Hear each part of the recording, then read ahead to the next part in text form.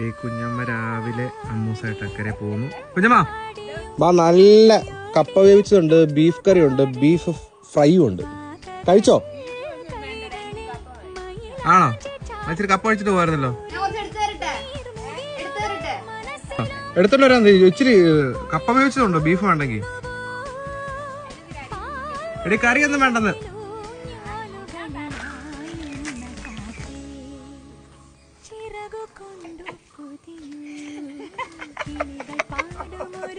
പോരെ, കറിയൊന്നും വേണ്ട.